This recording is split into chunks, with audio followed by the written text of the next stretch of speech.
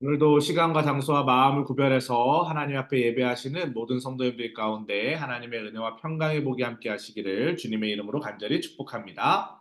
오늘은 사람을 새롭게 하는 사랑이라는 제목으로 호세아서 2장 14절로 23절의 본문으로 하나님의 말씀 나누도록 하겠습니다. 호세아 선지자는 북이스라엘의 예언자였습니다. 우리가 이제 북이스라엘과 남유다 이렇게 두 나라로 이제 나눠졌던 시기를 분열 왕국이라고 이야기하는데요. 북쪽에는 세 명의 선지자만 있었습니다. 호세아, 아모스, 요나. 근데 요나는 니누의 땅, 아수르 땅에 가서 예언했던 선지자이기 때문에 보통 이제 따로 분류를 하고요. 호세아, 아모스 이 두 사람을 아주 크게 얘기하는데 잘 아시는 것처럼 아모스는 정의의 선지자고요. 호세아는 사랑의 선지자입니다. 그래서 오늘 제목도 사람을 새롭게 하는 사랑 이렇게 이제 적혀져 있습니다. 호세아 하면 가장 중요한 에피소드가 이 음란한 여인 고멜과의 결혼이죠. 아내를 맞아서 이제 사랑했는데 결국에 이 고멜은 이 이스라엘을 이야기하는 것입니다. 그래서 고멜이 도망가면 또 호세아가 찾아오고 이것이 이제 이스라엘의 죄악된 성적인 타락상을 고발하는 이야기가 호세아서에 기록이 되어 있는데 우상 숭배하며 하나님을 배신한 이스라엘을 버리지 않겠다라는 뜻으로 하나님은 이 고멜과 호세아의 이야기를 연결해 가십니다. 이스라엘을 향한 하나님의 극진한 사랑은 이것을 이제 우리에게 적용을 해보면 죄인인 우리에게 구원의 은혜를 베푸시는 사랑이다라고 그렇게 표현을 하는 거죠. 이처럼 죽어가는 사람을 살리고 새롭게 하는 힘이 오직 하나님의 사랑밖에 없다. 그래서 사람을 새롭게 하는 사랑이라는 주제로 오늘 본문의 말씀을 통해 좀 살펴보려고 합니다. 사람을 새롭게 하는 하나님의 사랑은 그럼 어떤 사랑인가? 자, 세 가지로 살펴보겠습니다. 첫 번째, 회복시키는 사랑입니다. 회복시키는 사랑. 자, 어떻게 회복을 시킬까요? 오늘 본문 14절 15절에 그러므로 보라 내가 그를 타일러 거친 들로 데리고 가서 말로 위로하고 거기서 비로소 그의 포도원을 그에게 주고 아골골짜기로 소방의 문을 삼아 주리니 그가 거기서 응대하기를 어렸을 때와 애굽 땅에서 올라오던 날과 같이 하리라. 자, 이스라엘은 고멜처럼 하나님 앞에서 우상 숭배하는 영적인 간음을 범했습니다. 그래서 아까 제가 고멜이 이스라엘을 상징한다 그렇게 말을 했잖아요. 하나님은 그런 이스라엘을 그런데 어떻게 했어요? 품고 사랑했어요. 그래서 호세아도 이 고멜이 또 다른 남자한테 쫓아갔을 때 또 그녀를 찾아가서 그를 데리고 품고 돌아옵니다. 마찬가지로 그들을 거친 들로 데리고 가서 위로해 주겠다라고 하나님도 말씀하시는 거죠. 거친 광야가 어떤 의미가 있습니까? 이스라엘 백성들이 출애굽한 이후에 하나님과 언약을 맺었던 곳이 바로 거친 광야입니다. 자, 이스라엘 백성들이 출애굽하면서 홍해 바다를 건너죠. 홍해 바다를 건너면서 가나안 땅으로 바로 간 것이 아닙니다. 신광야, 수르광야, 다란광야, 아라바 광야, 계속 광야를 지나가게끔 되어 있습니다. 광야가 어떤 곳입니까? 살기 편한 곳이 아니죠. 하나님 없이는 살 수 없는 곳이 바로 광야입니다. 하나님은 이 광야에서 이스라엘이 첫사랑을 회복하기를 원하셨습니다. 그래서 이스라엘에게 포도원을 돌려주며 고통을 의미하는 악을 골짜기를 희망의 문으로 바꿔주겠다. 오늘 성경은 그렇게 이야기하고 있죠. 하나님과의 관계 회복이 이루어지면 괴로움과 환란밖에 없던 곳이 풍요로움과 소망이 넘치는 곳으로 변화되게 됩니다. 사랑하는 성도 여러분, 우리가 2024년 복음의 능력으로 살리라 라는 이런 주제를 가지고 지금 말씀 가운데 나아가고 있습니다. 복음의 능력이 무엇입니까? 하나님과의 관계 회복입니다. 하나님과의 관계 회복이 되는 곳에 풍요로움과 소망이 넘침을 기억해야 합니다. 우리는 먼저 다가오셔서 관계를 회복해 주시는 하나님께 감사하는 마음을 가져야 한다라는 것이죠.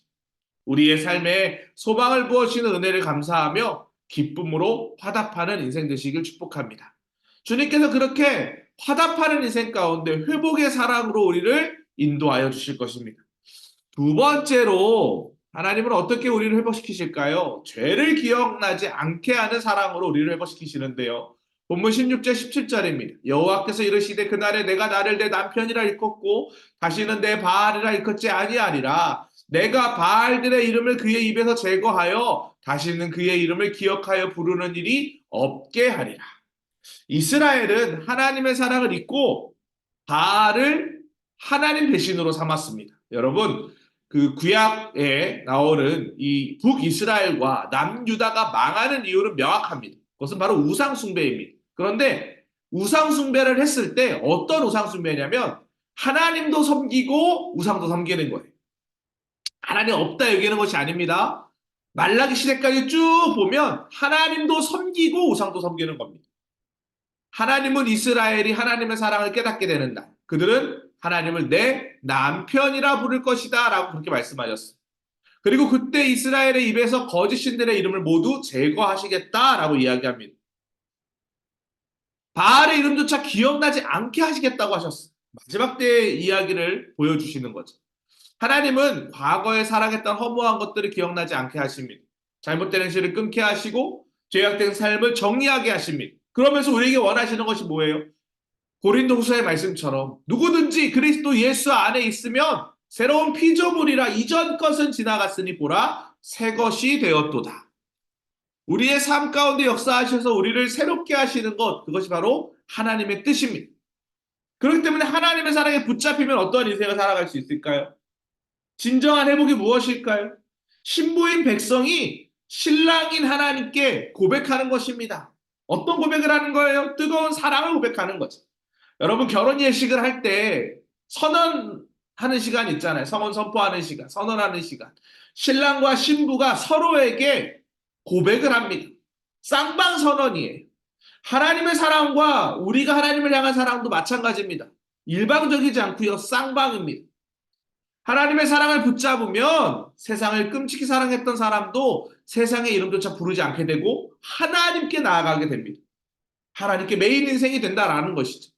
이전에 즐기던 그 어떤 즐거움도 결코 하나님을 사랑하는 마음을 사로잡지 못한다라는 거예요. 세상 것, 이전에 즐겼던 모든 것, 그 모든 것들이 헛되다라고 여기면서 하나님의 사랑에 붙들린 인생을 살아가게 된다라는 것이죠. 이것이 바로 죄를 기억나지 않게 하는 하나님의 사랑입니다. 왜? 하나님의 사랑이 그 모든 것들보다 크기 때문에 이런 일들이 가능하다라는 것이죠. 마지막 세 번째, 긍휼히 여기는 사랑입니다. 오늘 본문 23절 잘 보십시오. 내가 나를 위하여 그를 이 땅에 심고 긍휼히 여김을 받지 못하던 자를 긍휼히 여기며 내 백성 아니었던 자에게 향하여 이르기를 너는 내 백성이라 하리니 그들은 이르기를 주는 내 하나님이시라 하리라 하시니라. 너는 내 백성이라 하리니 죄를 범한 이스라엘은 로우아마 곧 긍휼히 여김을 받지 못하였다 자였어요. 죄를 범한 이스라엘 백성들은 말이죠. 그런데 하나님은 그 땅에서 전쟁을 없애시고 곡식과 포도주와 기름으로 가득하게 하실 것을 약속하셨습니다. 하나님은 음란한 고멜과 같이 부패하고 타락한 이스라엘을 아내로 맞아들이겠다라고 말씀하시는 거죠. 이 결혼을 통해서 이스라엘은 하나님의 공의와 정의와 은총과 긍휼하심을 알게 될 것이다 라고 하셨습니다. 결혼을 통해 하나님을 알게 된다는 것이 무엇일까요? 하나님을 바로 진심으로 사랑한다라는 것을 표현하는 것이죠. 너는 내 백성이다 라고 주님 말씀하셨습니다. 그러면 우리는 주님께서 너는 내 백성이야 라고 우리에게 말씀하시 우리는 뭐라고 응답해야 될까요? 예 주님, 주님은 나의 하나님이십니다. 저는 이것이 우리의 신앙 고백이 되어야 될 줄 믿습니다. 진정한 사랑의 고백이 되어야 될 줄 믿습니다. 하나님의 사랑은 우리의 모든 죄를 품어주는 긍휼의 큰 사랑입니다. 그 큰 사랑을 우리가 입었다면 우리가 마땅히 예 주님 저는 하나님의 사람입니다. 하나님의 사람인 저는 하나님을 위하여 살겠습니다. 긍휼히 여기시는 하나님의 사랑을 받은 우리가 주님의 신부로서 주님을 더욱 깊이 알고 사랑하도록 마음을 다하고 뜻을 다하고 힘을 다하여 표현하는 은혜를 가져야 될 줄 믿습니다. 사랑하는 성도 여러분, 우리는 하나님의 사랑을 입은 사람들입니다. 그 사랑을 받았다면 우리도 마땅히 그 사랑을 흘려보내는 인생이 되어야 될 줄 믿습니다. 특별히 이번 설 명절이 금요일부터 다음 주 월요일까지 주일을 끼고 진행이 됩니다. 예상하기로는 많은 성도님들이 각자의 처소에 흩어져서 예배를 드릴 것 같습니다. 시골로 가시는 분들도 계실 거고 부모님을 만나시는 분들도 계실 거고 친인척을 만나시는 분들도 있을 것입니다. 꼭 기억하십시오. 주의 사랑을 전하시기 바랍니다. 한 번 더 움직이시고 한 번 더 전도 붙이시고 한 번 더 설거지하시고 한 번 더 사랑을 표현하셔서 하나님의 사랑이 아직 예수 그리스도를 믿지 않는 우리 가족들, 친인척들에게 전달될 수 있도록 애쓰시기 바랍니다. 우리는 하나님의 백성이라 인치심을 받았습니다. 그렇기 때문에 그 백성된 우리가 아직 백성되지 않은 자들을 구원하는 일은 너무나도 중요합니다. 우리 성도님들이 이번 설 명절을 그런 계기로 삼으시는 축복된 인생 되시기를 바랍니다. 하나님께서 여러분들에게 새 힘을 더하여 주실 줄 믿습니다. 인가기도 될 수 있도록 저도 함께 기도하도록 하겠습니다. 오늘 주신 말씀 붙잡고 우리가 함께 기도하며 나아갔으면 좋겠습니다.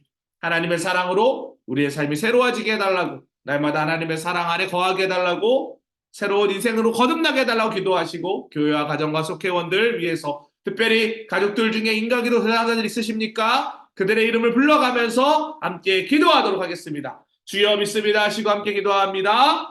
주여 믿습니다. 사랑과 은혜가 풍성하신 하나님 아버지 감사합니다. 오늘 이스라엘 백성들의 삶의 자리를 통하여 하나님의 사랑을 깨닫게 하여 주시니 감사합니다. 하나님은 이스라엘 백성들을 끊임없이 품고 사랑하셨습니다. 우상 숭배하고 영적 간음에 빠져있는 그들을 벌하지 않으시고 품으셨습니다. 하나님 우리에게도 그 첫사랑이 회복될 수 있도록 인도하여 주시옵소서. 고통스러운 삶도 소망의 삶으로 바꿔주신 하나님께서 우리의 인생 가운데 찾아오셔서 복음의 빛으로 우리의 모든 능력으로 우리를 고치시고 새롭게 하셨던 것처럼 하나님 우리 주변에 아직 주님을 모르는 수많은 사람들의 인생 가운데도 주여 말씀하여 주시옵소서. 이번 설 명절을 통하여서 하나님의 사랑을 전하는 믿음의 시간들로 채워가기를 간절히 원하오니 하나님 성도님의 삶의 자리 가운데 힘과 능력과 용기와 지혜를 더하여 주시옵소서. 먼저 섬기는 가운데 그리스도의 사랑이 실천되기를 간절히 원합니다. 특별히 가족들 중에 용서하지 못한 인연들이 있습니까? 우리가 하나님의 사랑으로 용서받았던 것처럼 우리가 손을 내밀어 화해의 손을 내밀어 하나님의 사랑을 실천하는 믿음의 삶을 살아갈 수 있도록 주여 역사하여 주시옵소서. 주님께서 붙잡아 주실 줄 믿사오며 예수